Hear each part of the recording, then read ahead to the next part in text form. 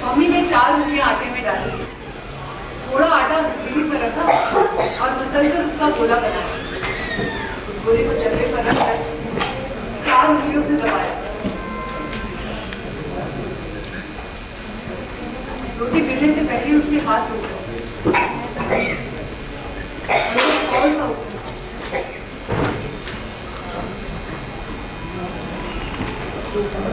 वो रसोई से बाहर आई और 6 की सीढ़ियां चढ़ने लगी।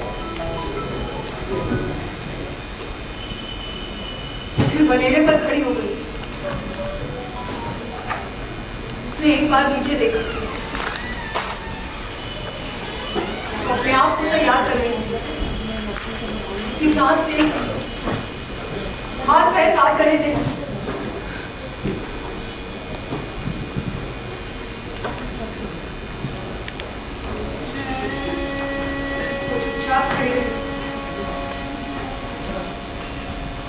कुछ पल और खड़े रहने के बाद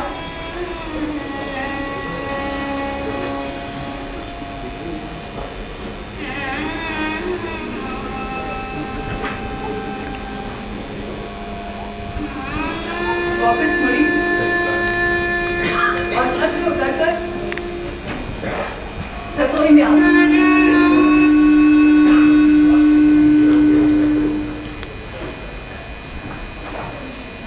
जो आटे का गोला बनाया था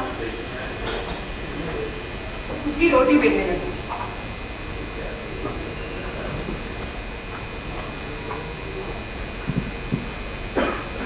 प्रोफेसर नहाकर निकल आया था। मम्मी ने घड़ी में टाइम देखा। तकरीबन 10 बजे प्रोफेसर घर से कॉलेज के लिए निकलता था। अब से ठीक 1 घंटे बाद उसने जो रोटी बेली थी उसे फिर से इकट्ठा किया और फिर से उसका गोला बनाने लगा। वो तो भूल गई थी वो हाथ पर ही बनाई रोटी खाता है। उसने चकला हटा दिया और पानी लगाकर पनियारी रोटी बनाने लगी।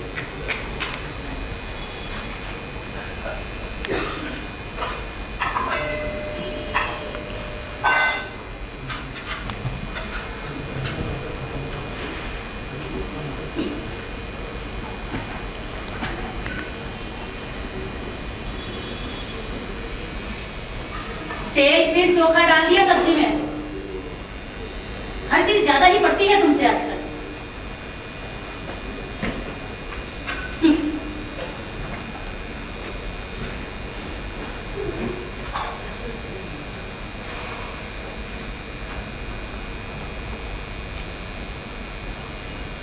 सुनो, गेट बंद कर लो।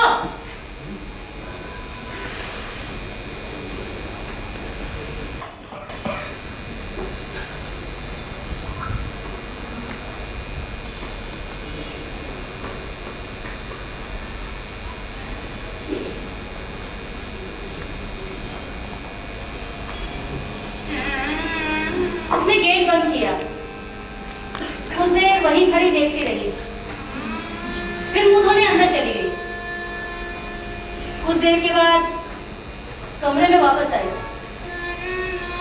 कंप्यूटर चला लिया, अपना मेल बॉक्स खोला। एक मेल था कबीर का। Stand against your fear. Stand against your fear.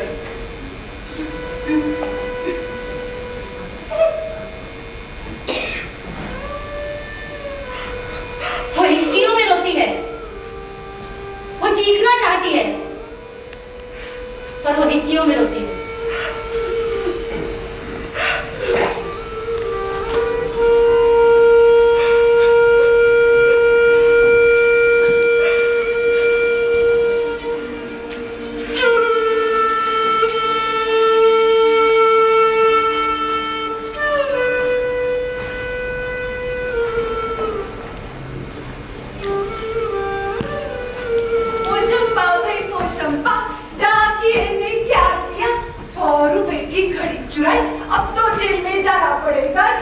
रोटी खानी पड़ेगी, जेल का पानी पीना पड़ेगा। उसे बचपन जब भी याद आता तो छत से दिखती खेतों में खड़ी पेड़ों की कतार याद आती, उन्हें घंटों देखती रहती। उससे भी पहले का वो बचपन याद करती तो उसे पिता याद आते, कभी बाहों में झुलाते, कभी कंधों पर बिठाकर नचाते।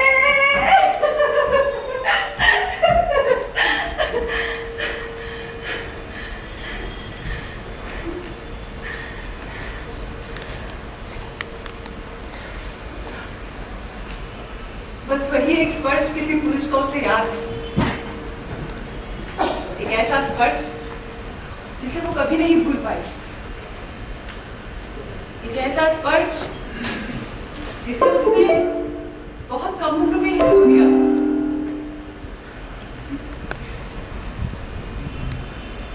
क्या पुरुष में एक पिता की तलाश उसे भटकाती रही?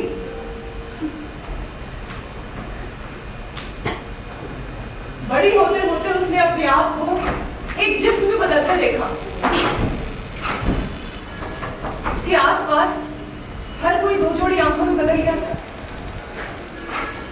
वो जितना भी कोशिश करती जिस्म को छिपाने की, वो कहीं ना कहीं से दिख ही जाता।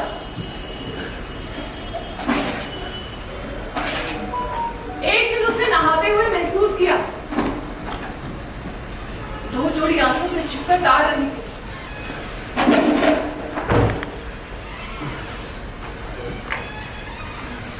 वो सड़क पर चलती तो ताड़ती आंखों की वजह से उसके पैर उखड़ने लगते। वो एक तरफ से दुपट्टा संभालती तो वो दूसरी तरफ से खिसक जाता।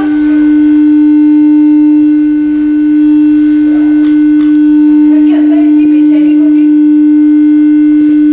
कि वो घंटों छत पर पेड़ों की कतार को देखना चाहती, बचपन की तरह।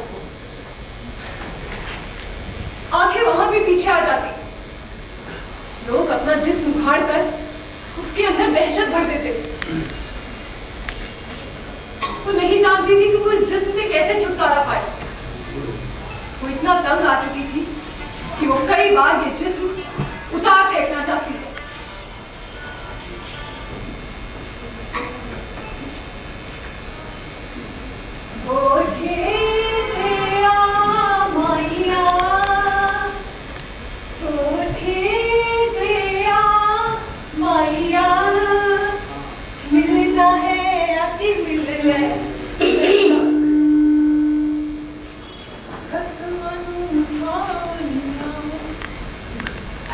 माँ भी अब बदल गई।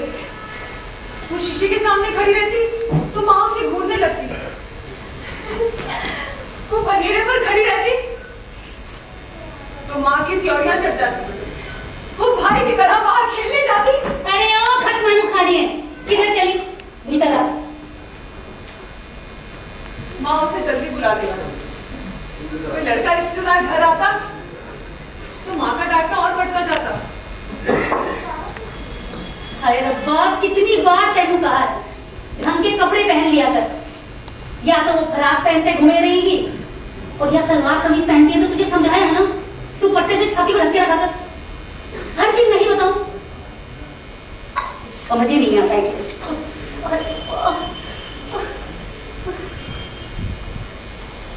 कब समझ गया?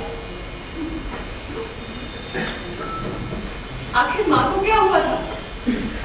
उसे माँ पर बेहद गुस्सा आता।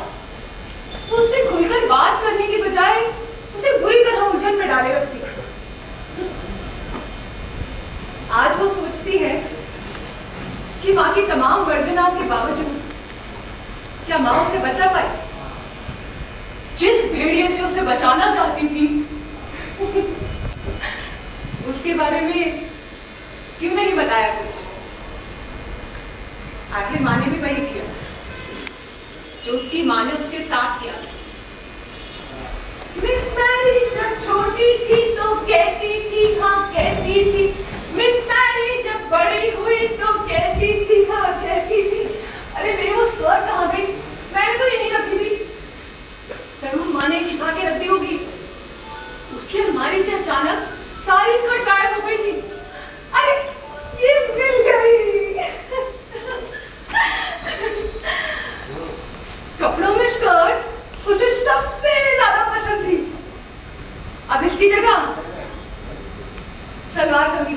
थी। सलवार कमीज में उसे कोई दिक्कत नहीं थी, बस ये दुपट्टा उसे परेशान करता। जब तक वो सलवार कमीज नहीं पहनती थी तब तक उसे इसकी कोई जरूरत नहीं थी, पर अब हर समय ये चिपका रहता। पहरेदार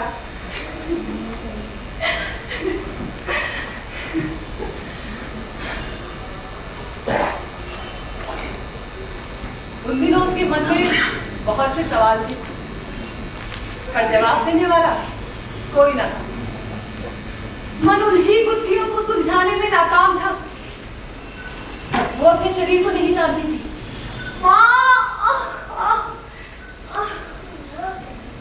उसे हर तरीके से इसे जानने से बचाया जा रहा था। शरीर के बारे में बात करना गुनाह था, सवाल करना उससे भी बड़ा था। एक तरफ शरीर का नाम भी लेना गुनाह था और दूसरी तरफ उसके आसपास कोई पुरुष हाथ लगाए बैठा रहता। मत्थे ते चमकण बाल मेरे बनड़े दे, मत्थे ते चमकण बाल मेरे बनड़े दे, लाओ नी लाओ मैनू शगना दी मेहंदी। अच्छी लग रही हो ना? वो 14 वर्ष की थी जब वो अपने एक रिश्तेदार के यहाँ शादी में गई थी। चल चल चल चल चल। वो बार बार उसके पीछे आ रहा था। जहां भी भीड़ होती उसके करीब आने की कोशिश करता। वो अकेले रहने से बच रहे थे। एक बार तो उसने उसका हाथ भी कस के पकड़ लिया था। वो नहीं जानती थी कि वो क्या करे। माँ को बताएगी तो माँ उसे ही डांटेगी। वो उस रात अपनी चाचा की बेटियों के साथ ही उस कमरे में सो गए। बहुत से लोग एक ही कमरे में सोए थे। उसे नहीं पता था कि वो रात का कौन सा वक्त था जब किसी ने उसे कस के पकड़ लिया था। अंधेरे में वो उसका चेहरा स्पष्ट नहीं देख पाई थी। अंधेरे में कुछ दिखाई नहीं दे रहा था। उसने हाथ से टटोलना चाहा, उसके आसपास कोई नहीं था। उसने उसका मुंह कसकर दबा रखा था।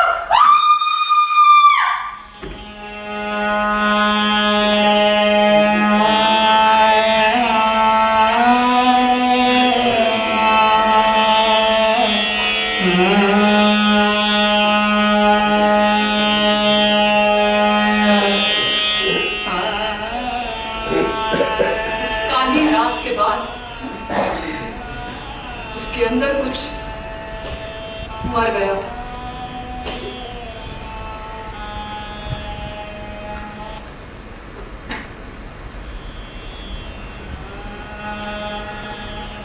बाबा सा लगता था। मुझे बोला तुम बेटी हो मेरी। उसके पहलू में बैठ गई मैं। चॉकलेट खाती, बातें करती। हाथ मेरे सर पर जो फेरा, मैं समझी थी इंसान ही होगा। उसकी भी कोई बेटी होगी शायद, इसलिए चूमा मुझको। और मैं खुशी से उसके गले लग गई। माँ, मेरा कसूर नहीं था।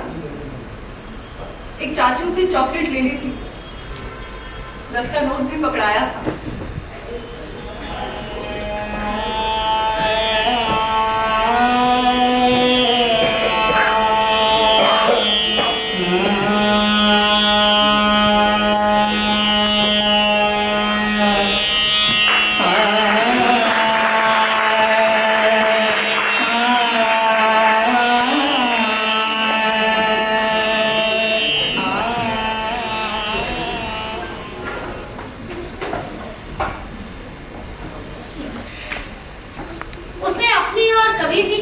पढ़ना शुरू किया।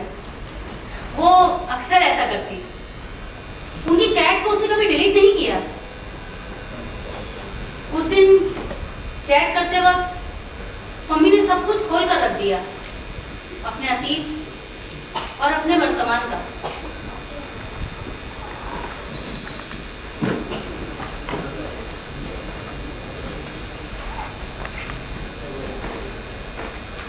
तुम कैसे मिले इस आदमी को?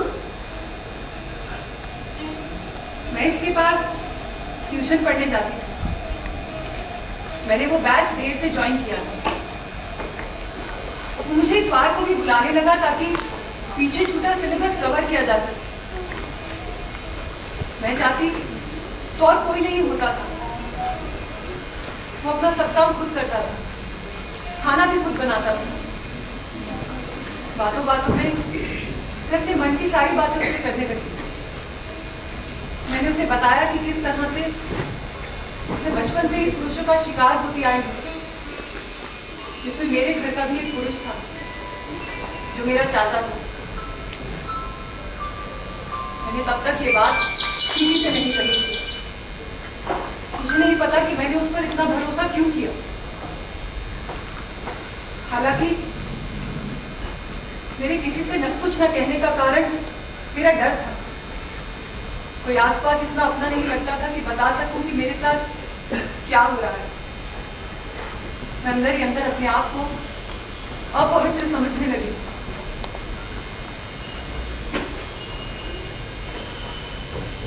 क्या तुम उससे प्रेम करने लगी थी? नहीं, वो प्रेम नहीं था। मेरे जीवन में अकेलापन था। कोई भावनात्मक सहारा चाहती थी। उसने हमदर्दी दिखाई और मैं बिखर गई। तुम दोनों की उम्र में फर्क कितना है? उसकी ठीक उम्र में कभी नहीं जान पाई। वो मुझे 10 साल ज्यादा बताता था, पर मुझे लगता है उससे कहीं ज्यादा था। तुम कब से उसके साथ रहने लगी? मैं 16 बरस की थी जब मैं अपना घर छोड़कर इसके पास भाग आई। उसने तुम्हें कभी नहीं बताया कि उसकी पहली बीवी है? बताया, पर सिर्फ इतना ही कि उसका तलाक हो चुका है। तो क्या तुम दोनों ने शादी कर ली? नहीं, उस पर इतना यकीन करने का कारण? मुझे नहीं पता। अरे तुम उसके लिए सब कुछ छोड़कर चली आई और तुम्हें नहीं पता क्यों? नहीं, तुम जवाब क्यों नहीं देती? दे रही हूँ, कैसे कहूँ, समझ नहीं पा रही। तुम समझ सकोगे? मैं समझ रहा हूँ, बताओ। तुम जानते हो मैं सब कुछ छोड़कर उसके पास क्यों चली आई? क्योंकि हम लोगों के बीच शारीरिक संबंध हो गए थे। मुझे लगता था कि मुझे उससे शादी कर लेनी चाहिए। पर तुमने उसे अपना इस्तेमाल क्यों करने दिया? ये आधा सच है। तो पूरा सच क्या है? तुम नहीं समझ सकते। तुम भी तो पुरुष ही हो। अरे भाई, मैं पुरुष तो हूँ पर कोई घटिया पशु नहीं हूँ। हर पुरुष एक घटिया पशु बनने की संभावना लिए होता है। बिल्कुल, पर ये उस पुरुष के ऊपर होता है कि वो घटिया पशु बने या पुरुष बना रहे।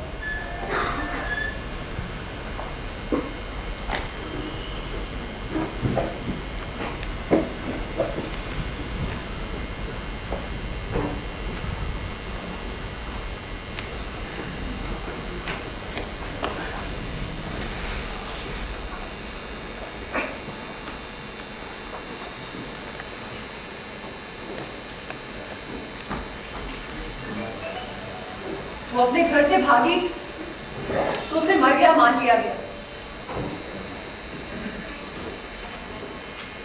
उस घर की यही परंपरा थी। प्रोफेसर ने उसे पढ़ने से नहीं रोका, पर शर्त थी कि वो घर पर ही रहकर पढ़े। तो उसे फ्लोरेंस आकर दिल्ली ही जाते।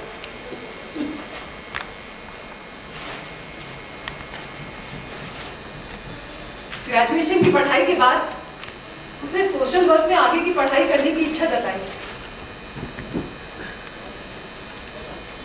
मैं आगे पढ़ना चाहती हूँ। अरे भाई, तुम्हें किस चीज की कमी है? तुम कहो तो क्लासरूम घर पर ला दो। घुटन जिंदगी में ज्यादा थी या चार दीवारी के भीतर कहना मुश्किल था।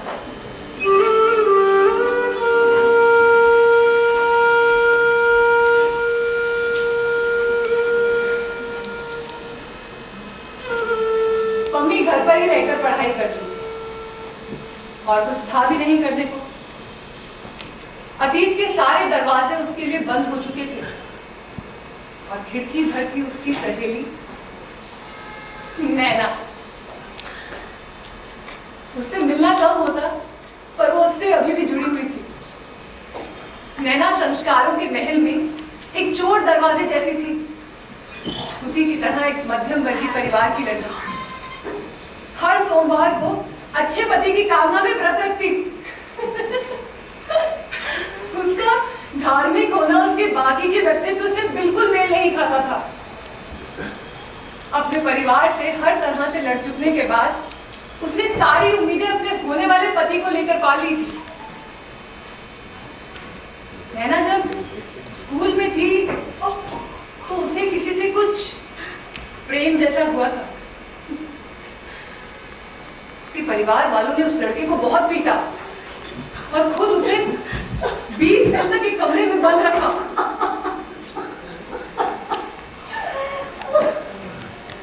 20 दिन के बाद जब वो उस कमरे से बाहर आई तो वो एक बदली हुई लड़की थी।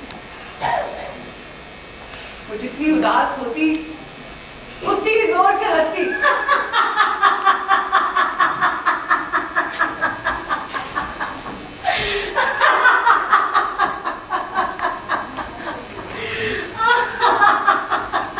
उसे लगा था कि दुनिया के साथ उसका रिश्ता खत्म होता जा रहा है। दूसरा, उसने मान लिया था कि जिस दिन वो इस घर से निकलेगी वही दिन उसकी आजादी का दिन होगा। मम्मी, तर गई मेरी किस्मत, तू मर जा। तुम मर जा। नैना अक्सर ऐसे ही कहती जब भी उसे किसी पर प्यार आता या गुस्सा आता। अपने परिवार वालों के लिए वो एक पराया धन थी और उस पराये धन के लिए एक मालिक ढूंढा जा रहा था। देर थी तो बस अच्छे खासे दहेज जितने पैसे जुटाने की।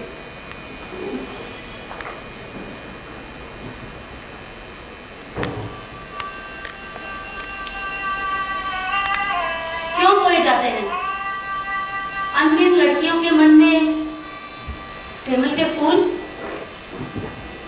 जो दिखने में इतने सुंदर और रस गंधहीन होते हैं। हर लड़की के जीवन की एकमात्र उपलब्धि उसके अपने घर ही जाना क्यों बनाया जाता है?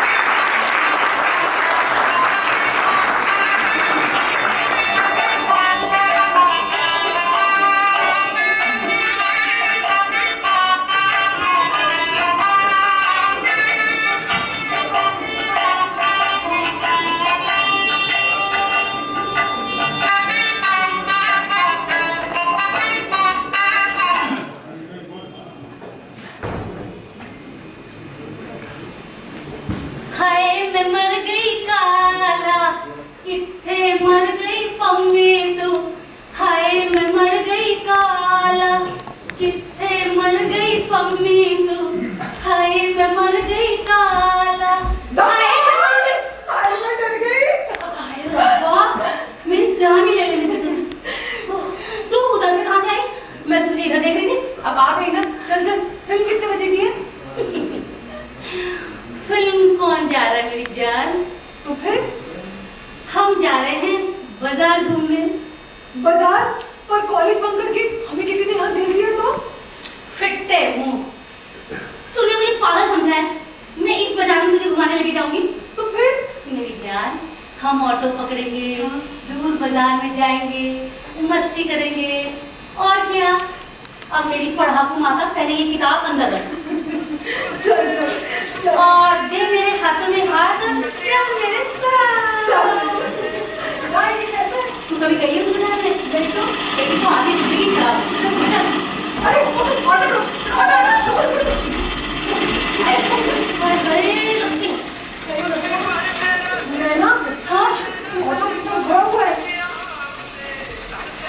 इसे भरा नहीं कहते बेवकूफ, हरा भरा कहते।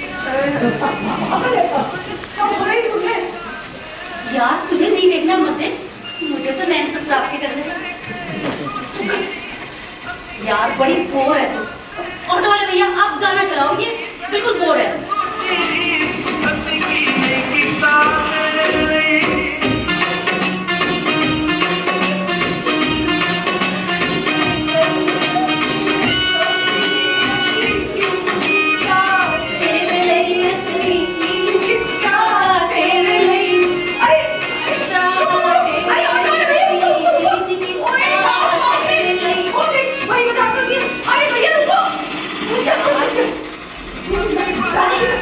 अबे उसके पैसे ही नहीं दिए यार। चल उस पैसे के गोलगप्पे खाएंगे। चल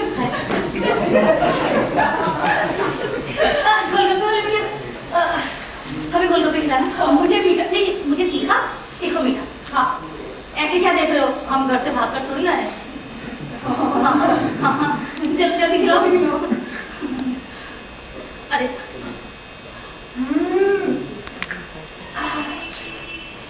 अरे भैया मैंने बोला मुझे तीखा, मैं तीखने में दिख रही है।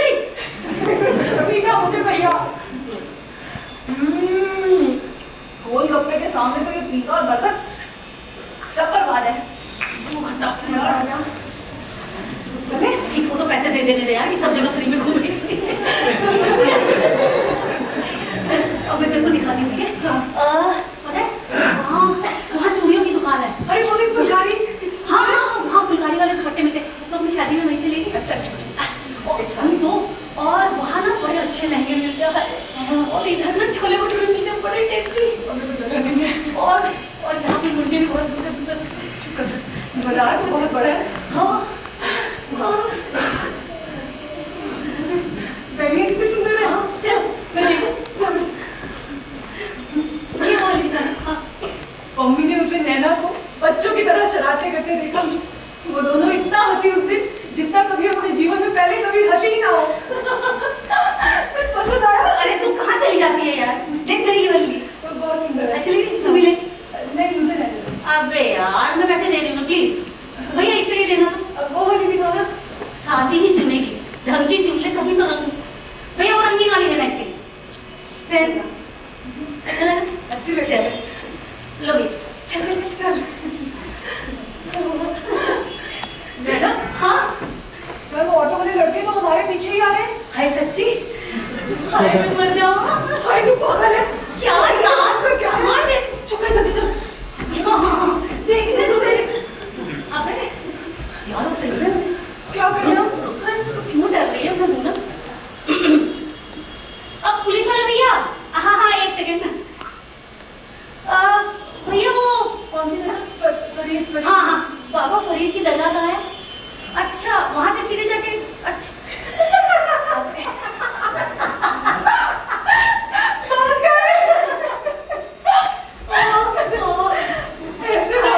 कराने देती है आप पीछे। चुप कर दो। तू डर गई थी मम्मी? नहीं। अच्छा अरे आंटी आप यहाँ।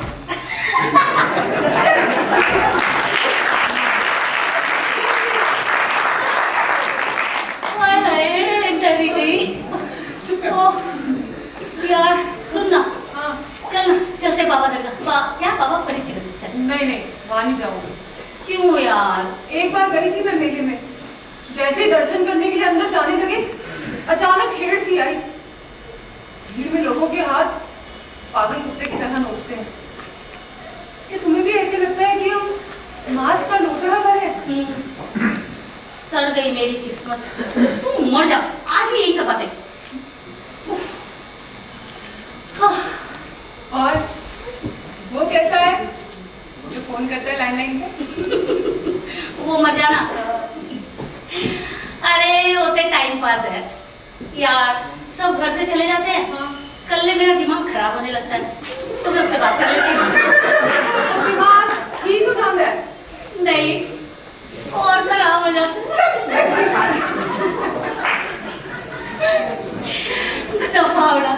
पता है हर वक्त मिलने की जिद करता है। मुझे पता नहीं उसे क्या चाहिए। उसके लिए सीरियस है क्या? पागल फोन करता है मम्मी के जाने के बाद। हाँ,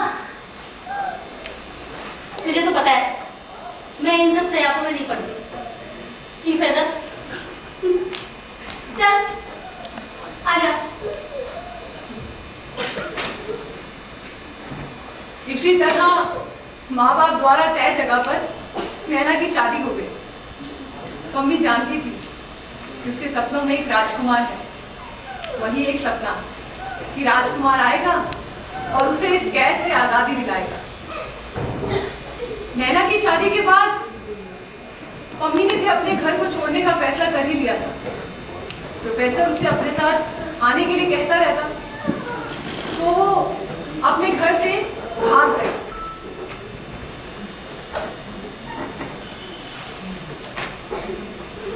सालों बीत गए, उसने नैना से भी बात नहीं की।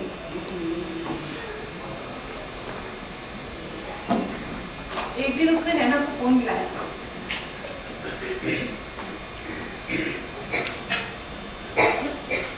हेलो।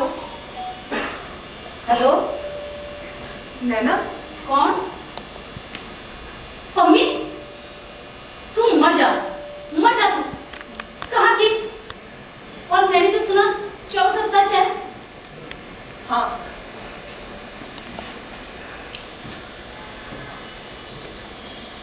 उस दिन दोनों कुछ बात ना कर पाए। फिर एक दिन नैना ने उसे फोन किया।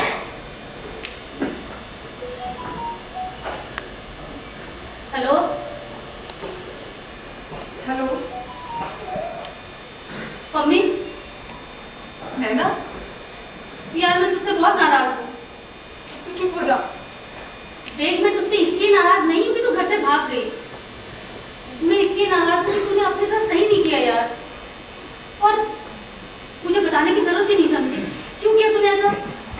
जैसे सब बोलते हैं, अब तू भी मुझसे वैसे ही बात करेगी। अच्छा बाबा, नहीं करूँगी, पर मुझे वादा कर अब तू मुझसे कुछ नहीं छुपाएगी। हाँ ठीक है। चल फिर मिलकर बात करते हैं। हाँ ओके।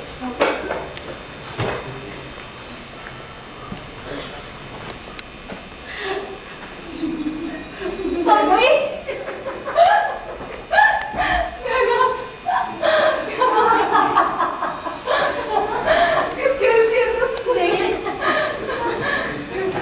चल वहाँ बैठ के बात करते हैं। बोल।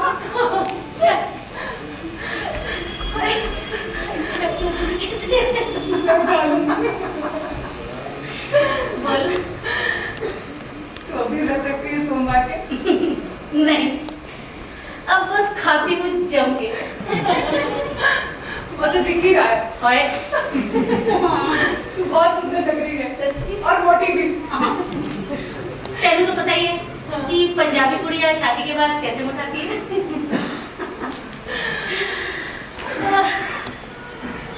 तो मिल गया तुझे तेरे सपनों का राजकुमार। राजकुमार।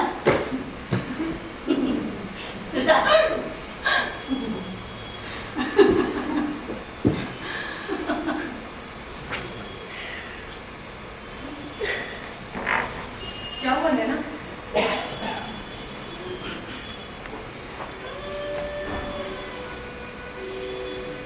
राजीव किसी को चाहता था। तो क्या हुआ? सबका एक अतीत होता है। मेरा नहीं है। मुझसे तो ये उम्मीद की जाती थी कि मैं अपने होने वाले पति के लिए खुद को संभाल कर रखूं। मुझे तो किसी से प्रेम करने की आजादी नहीं थी। वो अभी भी उतनी ही बेवकूफ है। किसी का बदला तो किसी से नहीं ले सकती। मम्मी, मुझे हर वक्त उसकी परछाई महसूस होती है। मुझे ऐसे लगता है जैसे वो हर वक्त हम लोगों के बीच है। ये मेरी बेवकूफी है, वो तेरे दिमाग में रहती है। चल उठ, आ जा। चल अब उठो कैसे? थोड़ा सा मोटी हो गई। आ जा। चल। अच्छा सुन, तू खुश है अपनी जिंदगी से? मैंने एक रास्ता देखा था उस घर से निकलने का, और कुछ नहीं। कुछ समय बाद हर रिश्ता पिंजरे में बदलने लगता है और मेरा फिर भाग खड़े होने का मन करता है। मम्मी तू खुश नहीं है? बहुत घुटन है, सांस लेते नहीं बनता। मुझे लगता है एक अंधेरे से निकलकर दूसरे अंधेरे में आ गई हूँ। हर समय मुझ पर शक रहता है, असुरक्षा की भावना, फिर वो मेरे आसपास दीवारें तानने लगता है। तो जितना दीवारें तानता है मैं उतना ही छटपटाती हूँ। उसके बीवी बच्चे भी हैं, ये तो मुझे पता था। मुझे बताया था कि उनका तलाक हो चुका है, और लगता है कि अब वो भी तूने उससे पूछा नहीं कि उसने तेरे साथ ऐसा क्यों किया? मैंने पूछा था कि आपने मेरे साथ शारीरिक संबंध क्यों बनाए। उसने जवाब दिया, तुम पहले से ही शरीर से गुजर चुकी हो। अगर तुम कवारी होती तो मैं तुम्हारे साथ शारीरिक संबंध नहीं बनाता। मुझे लगा था कि वो कहेगा कि वो मुझसे प्यार करता है। उस दिन मैंने अपने आप को खत्म करना चाहा, छत से कूदकर। मुझे लगा था मरना जीने से आसान होगा, पर ये भी सच है। उस दिन के बाद मुझ पर पाबंदियां लगनी शुरू हुई।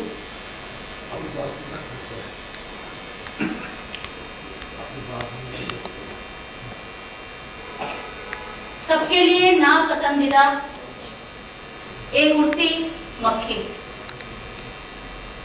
कितनी आजादी से मेरे मुंह और हाथों पर बैठती है। और रोजमर्रा से आजाद है, जिसमें मैं कैद हूं। मगर मुझे मक्खी जितनी आजादी भी तुम कहाँ दे सकोगे। तुमने औरत को मक्खी बनाकर बोतल में बंद करना सीखा है।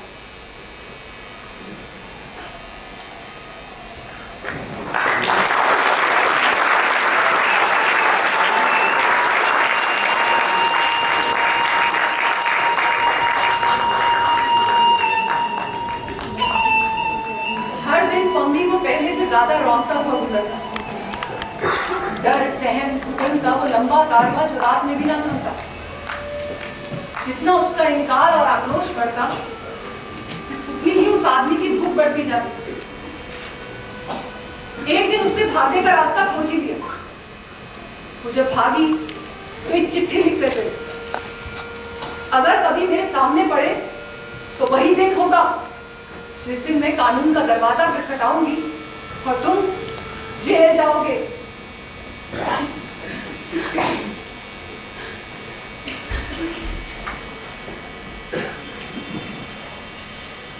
कबीर ने उसके रहने का इंतजाम एक दूसरे शहर के विमेंस हॉस्टल में करा दिया। फोन पर बात तो होती थी, अब हफ्ते में 1-2 बार कबीर से भी मिलना होता। मम्मी को महसूस हुआ कि कबीर को भी उससे बहुत उम्मीदें हैं। वो जितनी जल्दी उसका अतीत भूल चुका है, वो उससे भी उम्मीद कर रहा है कि वो भी भूल जाए। सालों बीत गए, मम्मी ने नैना से भी बात नहीं की। अपने शहर से जुड़ी हर चीज तकलीफ देती सी लगती। सालों बाद उसने एक दिन नैना को फोन लगाया।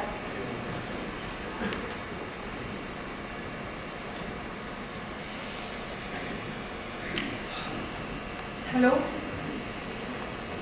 हेलो नैना, मम्मी, साली कमीनी, बदतमीज, कितनी निर्मोही है रे तू। कैसी है? कहाँ है तू खसमन उखाड़िए? तूने मुझे आज खसमन उखाड़िए बोला। मेरी माँ भी मुझे यही गाली देती थी, शायद उसकी माँ भी उसे यही गाली देती होगी।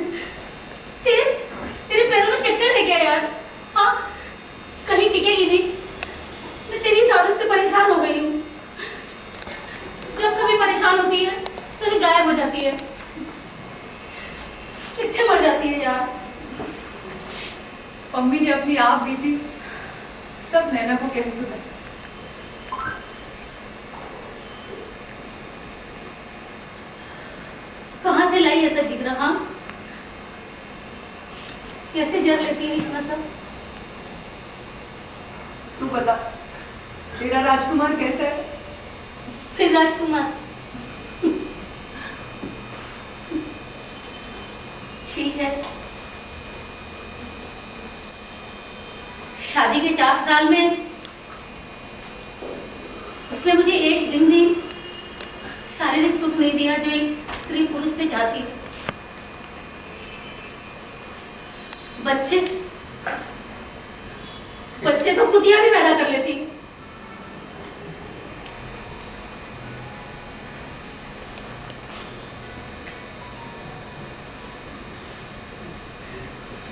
तू नहीं जानती पम्मी, वो मुझे छूता है पर छूता नहीं। मुझे ऐसे लगता है जैसे मैं उसके ऊपर सिर्फ एक बोझ हूं, सिर्फ उसकी जिम्मेदारी हूं। मैं पानी में भी प्यासी हूं और कभी कभी शरीर मुझ पर इतना हावी हो जाता है, इतना हावी हो जाता है कि मैं पागल हो जाती हूँ। लेकिन पता है मम्मी, जब ये शरीर जागता है ना तो संस्कार भी जाग जाते हैं जो हमारे अंदर बचपन से इंजेक्ट किए होते हैं।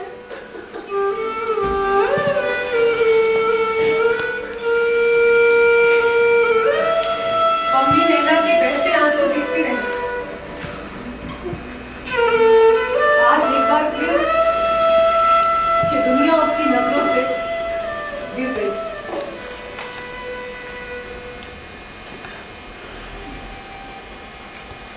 मम्मी एक दिन कंप्यूटर पर काम कर रही थी, अचानक नैना ऑनलाइन हुई।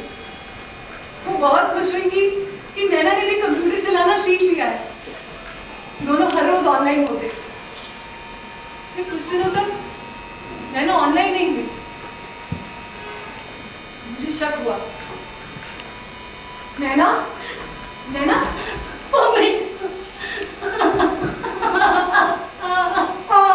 क्या हुआ?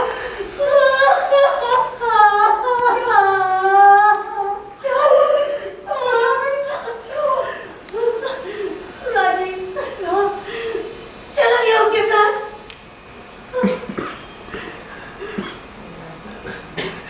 पर मैं उसे छोड़ूंगी नहीं।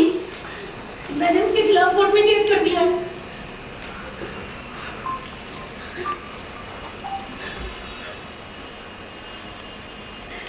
इस 1 साल में पुलिस स्टेशन, कोर्ट, कचहरी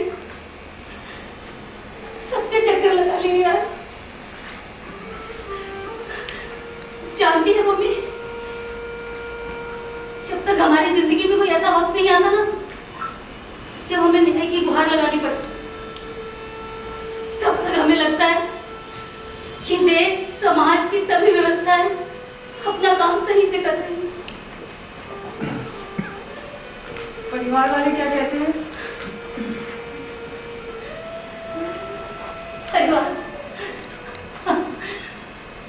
परिवार, रिश्तेदार, पड़ोसी कहते हैं कि मुझे उसका इंतजार करना चाहिए, वो आएगा।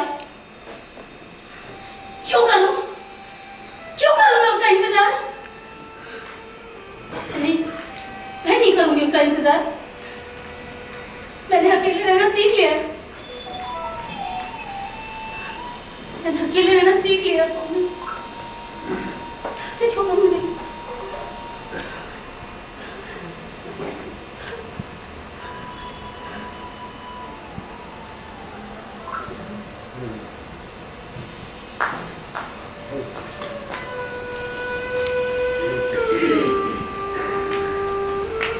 नैना उस दिन ठीक 10 बजे कोर्ट पहुंच गई और उसका पति ठीक 4 बजने में ठीक 15 मिनट पहले, क्योंकि कोर्ट के बंद होने का समय होता।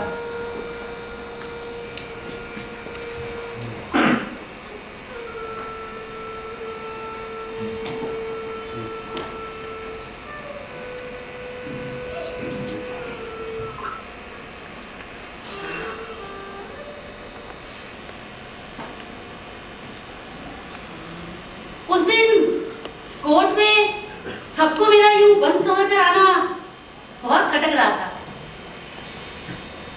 पर मुझे किसी की परवाह नहीं थी।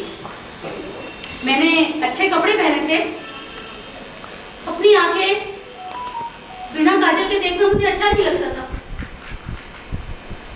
बिना आंखों के काजल उदास लगती थी।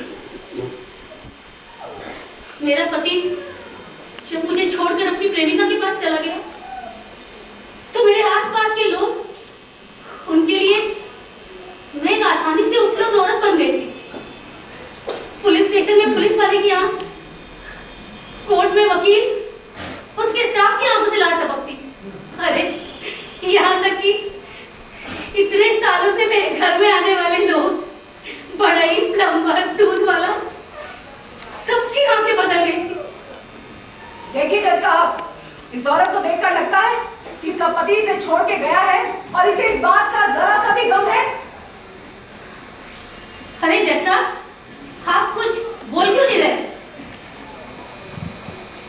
वकील साहब, आप क्यों चुप है? कुछ बोलिए। और आप लोग क्यों चुप है? आप तो आम जनता है ना, आप तो बोल सकते हैं। आप भी खामोश रहकर तमाशा देखेंगे। देखिए जज साहब, इस औरत की जबान तो देखिए जरा। हरामजादे कमीने, तूने दहेज के लालच में मुझसे शादी की।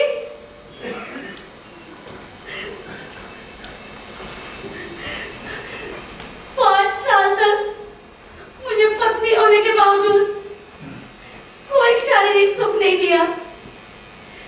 दूसरी औरत के साथ सोते रहे और मुझे मेरी दो बच्चियों के साथ अकेला छोड़कर ऐश कर रहे हो। और चाहते हो मैं इनका हक बिना मांगू? हाँ? मैं पूछती हूँ ये कहाँ का इंसाफ है? हाँ? कहाँ का इंसाफ है? मेरी जिंदगी का सत्यानाश करके मेरा कसम सुख भोगे और मैं मनोसूरत बनाकर उसका सयामा करने कोर्ट में आऊं। क्यों? क्यों? क्यों?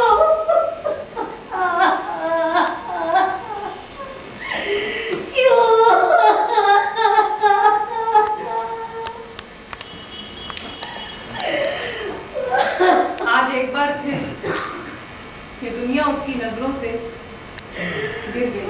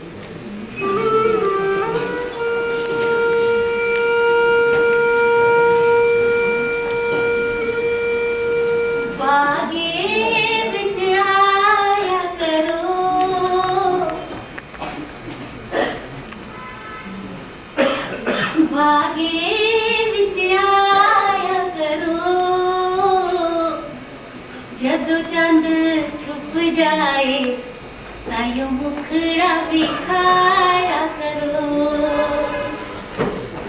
जब चंद छुप जाए तायो मुखड़ा दिखाया करो।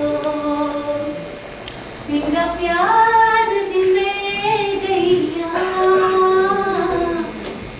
मेरा प्यार दिले गईया।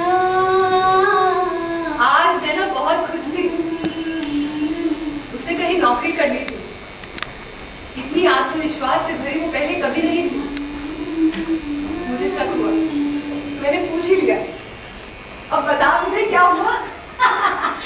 बिना प्यार दिले गईया, बिना प्यार।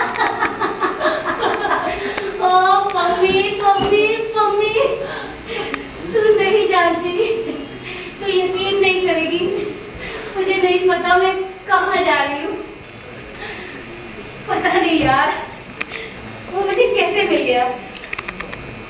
पता है, मैं उससे कंप्यूटर सीखने जाती थी।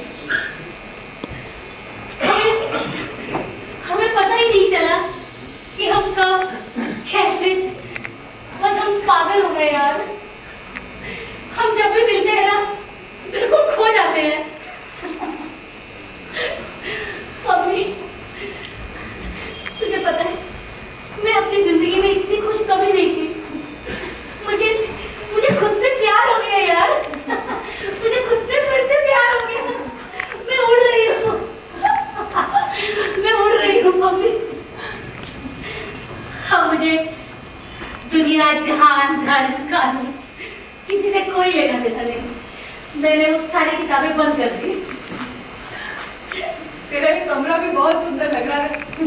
घर भी बहुत सुंदर है। मेरा कितने है? किराएदार है। पर तू और संजय साथ तो है ना? अच्छा ये तो बता, कबीर कैसा है? ठीक है। उसने मुझसे पूछा था, हाँ? कि क्या हम साथ रह सकते हैं जीवन भर के लिए? मैंने उससे कह दिया कि जिस तरीके से अभी हम साथ हैं वही सबसे अच्छा है। यार कबीर शायद तुझे चाहता है। और मैं खुद को चाहना चाहती हूँ। शायद वो तेरा साथ चाहता है मम्मी। और साथ जीने की कुछ शर्तें होंगी। ओहो, वो शर्तें नहीं होकर उसकी उम्मीदें भी तो हो सकती है। उम्मीदें कब शर्तों में बदल जाए कुछ कहा नहीं जा सकता। मुझे आज तक सिर्फ सवाल करने वाले मिले। सवाल करना तो मुझे सिखाया ही नहीं गया।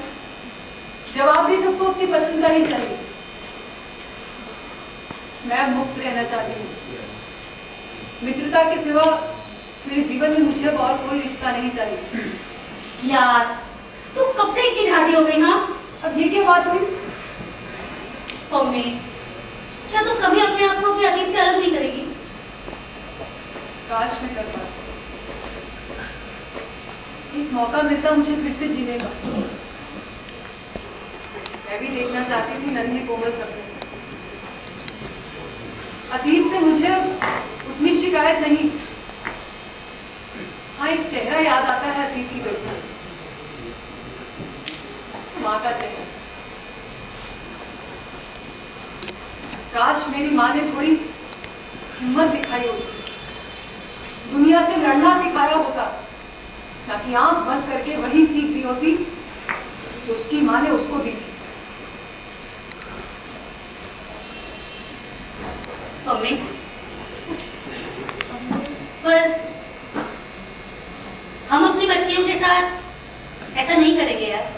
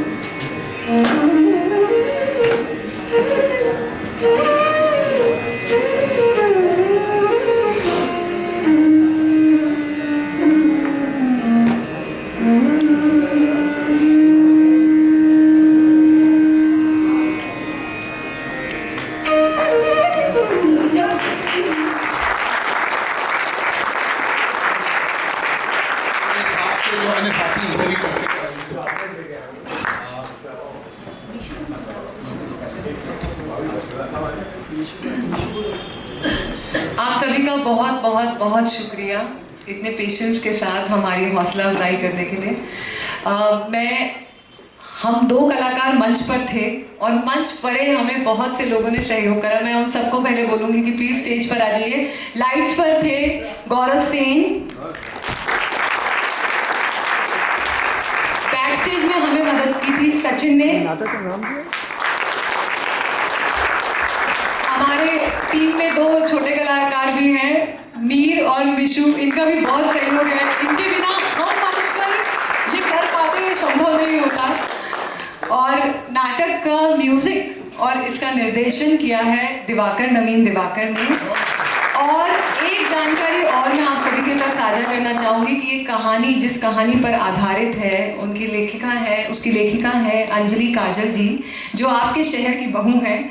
वो आ नहीं सकी, वो आती ज़रूर, लेकिन मुझे लगता है उनके परिवार से कुछ लोग आए हैं देखने, और उनका भी मैं बहुत बहुत शुक्रिया करती हूँ। और उसके अलावा भी हमें बैक स्टेज में अनुकृति रंगमंडल की टीम। आप लोगों को बताना चाहूँगा कि यहाँ पे आज एक नाटक ग्वालियर का होना था, लेकिन उनके यहाँ के 2 कलाकारों का कुछ एग्ज़ाम की डेट पड़ गई, कुछ प्रॉब्लम उनकी हुई, और उन्होंने मुश्किल से फेस्टिवल स्टार्ट 14 की पहले शायद 11 या 10 को बताया। और बहुत शॉर्ट नोटिस पे अमर जी ने, हालांकि मनीषा जी से मेरा पहले का परिचय था, लेकिन मुझे इसके बारे में बहुत ज़्यादा प्ले के बारे में जानकारी नहीं थी, तो अमर शाह जी ने मेरे बात कराई और बहुत शॉर्ट नोटिस पे ये लोग नाटक लेके आए। एक बार जोरदार तालियां।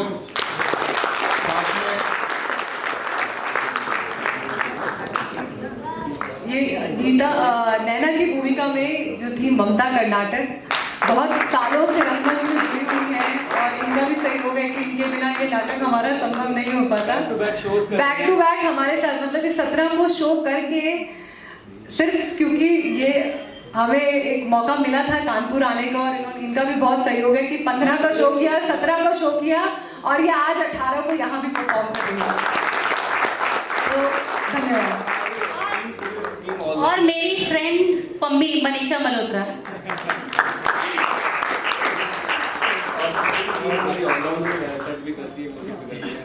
वो तो हम लोगों ने देखा कि किस तरह से आपके 5-6 लोगों की जो भी टीम थी वो बराबर मतलब जुटी रही बिल्कुल आने के बाद से, और सारी चीज़ों को किस तरह से संयोजित किया।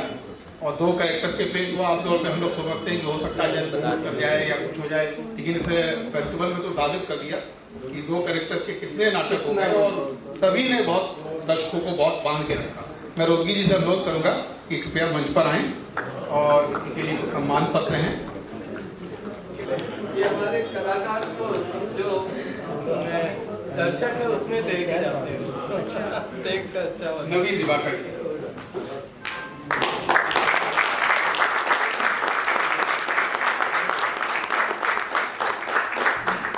तो मैं रतन राठौर जी से कहूँगा कृपया मंच पर आएँ और ये कलाकारों को भी प्रदान करें। तो है आखिर थिएटर का भाई सबसे पहले थिएटर और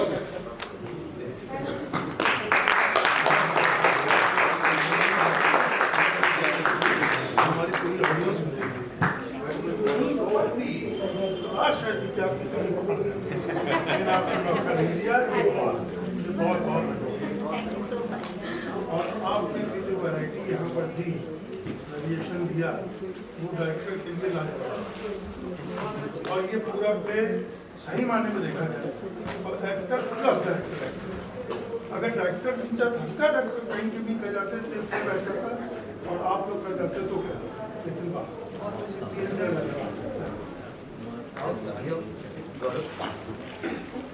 गौरव जी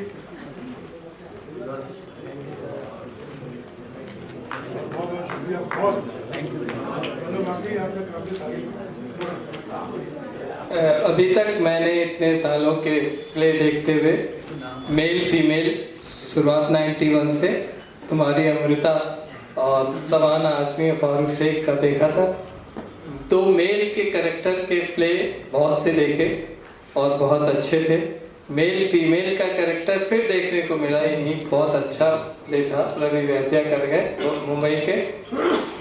मगर 2 फीमेल का कैरेक्टर आज देखने को आज मुझे मिला, खुश हो गया कि फीमेल भी 2 डायरेक्शन अगर उनको प्रॉपर मिला तो, यानी देखिए कितने रोल उन्होंने किए। माँ का भी कर रहे हैं, सूत्रधार का भी कर रहे हैं, सहेली का भी कर रहे हैं, और ये सब ये साड़ियाँ जब लगी हुई थी तो मैं सोच रहा था इतनी सारी साड़ियों से क्यों इन्होंने, मगर तब समझ आया कि देखिए ड्रेस चेंज जो है वो सामने हो चाहे कुछ हो, इससे मतलब नहीं, मगर ड्रेस चेंज करके कैरेक्टर चेंज कर देना, वो जो था वो एक बहुत खूबसूरत डायरेक्शन दिया।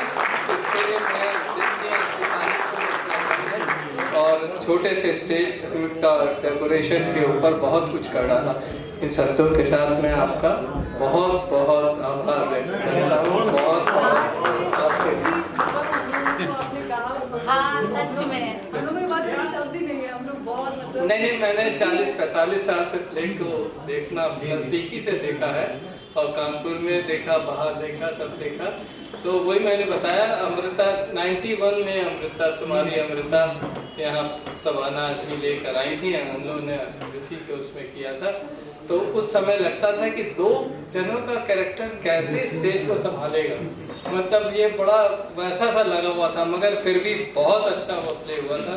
और उसके बाद मेल फीमेल तो देखते रहे, तो मेल का भी देखते रहे, मगर आज दो फीमेल कैरेक्टर के साथ से प्ले वाकई और सब्जेक्ट बहुत अच्छा, बहुत अच्छा। हमारी ये कोशिश है कि इसको हम ज़्यादा से ज़्यादा करें, क्योंकि वो ये जो बात नहीं, आप करिए इसको, इस शो को हम आप फिर कहें तो हम फिर बुला के आपसे करना। और ये तो इत्तेफाक है, मगर उस दिन आपको पूरा हॉल भरा मिलेगा। तो शो है ये कलाकार के लिए ना, अगर यहाँ 2 लोग भी बैठे होते हैं ना, तो हम उतने ही जज्बे के साथ नाटक वो करते ठीक हैं। है, आपकी बात का मैं वो करता हूँ, मगर उस दिन आपको ये देखने को मिलेगा कि यहाँ, क्योंकि हम बड़े जोर से कह सकेंगे कि ये प्ले बहुत अच्छा है, आना है, आना है, आना है। बस आपने हमें खुराक दे दी, एक आर्टिस्ट की जो खुराक होती है ना, हम आर्टिस्ट की खुराक ही यही होती है, बस तारीफ के 2 शब्द। स्क्रिप्ट भी बहुत अच्छी, डायरेक्शन बहुत अच्छा, मतलब हर चीज बहुत अच्छा।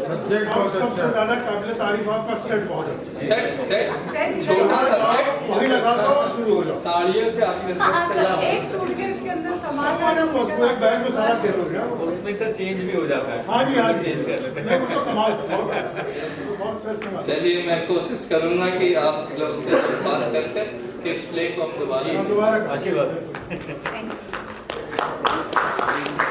तो दोनों दिल्ली की दोनों टीमों का आभार, रोदगी जी का आभार, रतन राठौर जी का, राजेश्वर दीक्षित जी का, सभी दर्शकों का। और कल फिर 2 नाटक हैं, याद रखिएगा आप लोग।